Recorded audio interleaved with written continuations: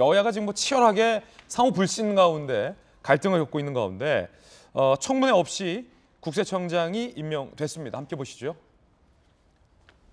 지난달 16일 김창기 국세청장 후보자 인사청문 요청안을 제출했지만 전혀 청문회가 안 됐죠. 지연됐죠. 원구성 지연에 청문 절차가 아예 진행이 안 된 겁니다.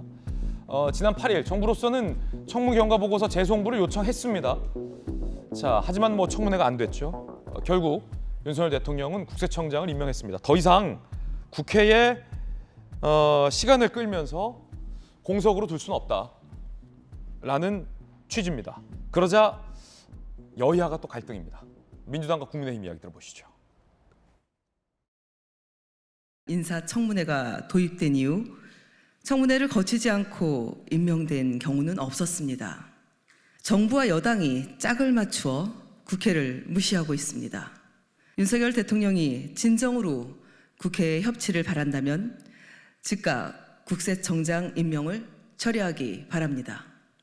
국민의힘은 민주당에 끊임없이 국회 원구성과 정상화를 촉구했다. 그럼에도 인사청문회 법정 기한이 기약 없이 경과되고 말았다. 김창기 후보자가 인사청문회를 거치지 않는 첫 국세청장이 된다면 그 책임은 전적으로 민주당에 있다는 점을 분명히 밝힌다. 여야가 마찰하고 있는 가운데 오늘 조금 전 윤석열 대통령이 출근하면서 이 문제에 대한 기자들의 질문에 답을 했습니다. 저도 기자로서 이 부분은 매우 긍정적인 것 같습니다.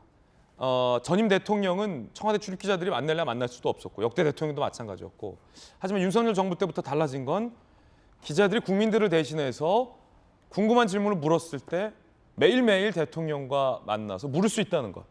대통령이 답변을 하고 안 하고는 그 다음 문제지만 기자들이 물을 수 있게 허용을 한다는 것. 이거는 확실히 좀 달라진 것 같아요. 긍정적으로 달라진 변화 같습니다. 들어보시죠. 김창기 국세청장 임명 관련해서 민주당에서는 국회 패싱이라고 좀 반발하는 것 같은데 대통령이 생각이 어떻습니까?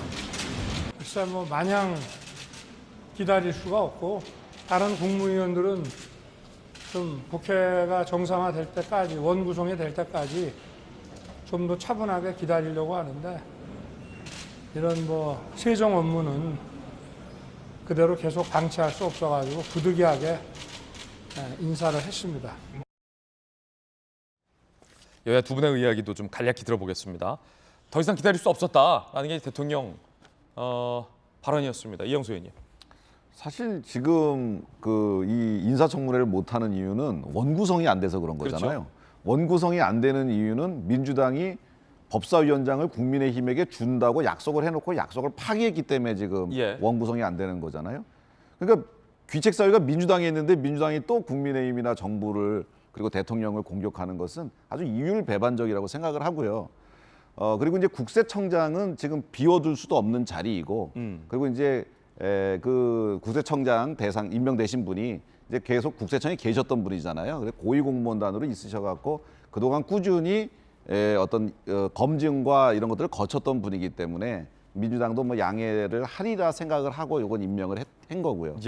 그 이제 다른 국무위원들은 이제 외부에 계시다가 오신 분도 있고 그래서, 그리고 또 이거 한 번 정도는 민주당이 어떻게 봐주겠지만 두 번, 세 번 하면은 민주당이 가만히 있겠습니까? 또 난리 나겠지. 그래서 나머지 분들은 나중에 이제 원구성이 되고 기다린다. 되는 대로 이제 하는 것이 마땅하지 않을까 이렇게 대통령께서 생각하시는 것 같고, 일단 지금 국세청장은 그런 저간의 상황 때문에 민주당에서도 양해할 것이다라는 그런 취지 하에 집행이 된 것 같습니다. 양해가 되십니까?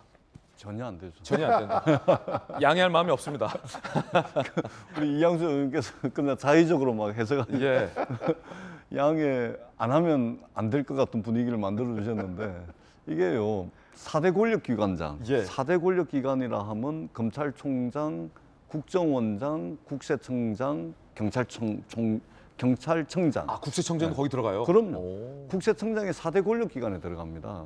그래서 이 4대 권력기관에 대한 인사청문회를 2005년 노무현 대통령 계실 때부터 했거든요. 이분들이 권력기관의 장이기 때문에 2005년부터 인사청문회가 됐는데, 다른 부처의 장관은 인사청문회가 없거나 또는 인사청문회를 했음에도 불구하고 인사청문 경과보고서 채택 없이 임명을 할 수가 있습니다. 그런데 2005년 이후 지금까지 4대 권력기관장에 대해서 인사청문회 없이 임명한 유일한 사례입니다. 그렇기 때문에 굉장히 심각한 것이죠. 예. 그다음에 원구성이 안 돼서 못한다.